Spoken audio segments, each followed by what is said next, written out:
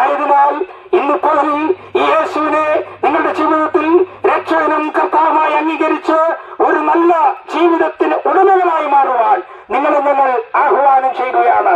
ഞങ്ങൾ ഈ ദേശത്ത് കടന്നു വന്നതിന്റെ ഉദ്ദേശം നിങ്ങളെ ഓരോരുത്തരെയും ഈ യേശുവിന്റെ സമാധാനം വിളിച്ചറിയിക്കുവാൻ വേണ്ടിയാണ്. നിങ്ങൾ ഓരോരുത്തരോടും യേശുവിനുള്ള നിത്യജീവനെ കുറിച്ച് വിളിച്ചറിയിക്കുവാനാണ്.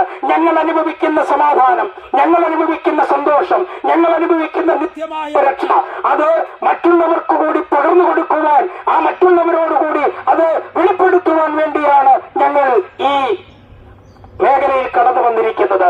അതുകൊണ്ട് നിങ്ങൾ കേൾക്കപ്പെട്ട ഈ സന്ദേശം ഏറ്റെടുക്കുവാൻ ഇന്ന് പകൽ നിങ്ങൾ തയ്യാറായാൽ നിങ്ങളുടെ ജീവിതത്തിൽ നിത്യസമാധാനമുണ്ടാകും, നിത്യസന്തോഷമുണ്ടാകും. നിങ്ങളുടെ നിത്യമരണത്തിൽ നിന്ന് നിത്യരക്ഷയിലേക്ക്, നിത്യജീവനിലേക്ക് നിങ്ങൾ ഇന്ന് പ്രവേശിക്കുവാൻ ഇടയായിത്തീരും. ആയതിനാൽ ഈ നിത്യ ജീവനായ യേശുവിനെ രക്ഷകനും കർത്താവുമായി അംഗീകരിച്ച് ഒരു നല്ല ജീവിതം നയിക്കുവാൻ നിങ്ങളെ ഓരോരുത്തരെയും ആഹ്വാനം ചെയ്തുകൊണ്ട് ഞങ്ങൾ സന്ദേശം നിർത്തുന്നു. ഇതുവരെ ഞങ്ങളെ ശ്രദ്ധിച്ച ഈ നാട്ടിലെ നല്ലവരായ എല്ലാ നാട്ടുകാർക്കും ഞങ്ങളുടെ നന്ദിയെ ഞങ്ങൾ അറിയിക്കുന്നു. ദൈവം നിങ്ങളെ എല്ലാവരെയും ധാരാളമായി അനുഗ്രഹിക്കും.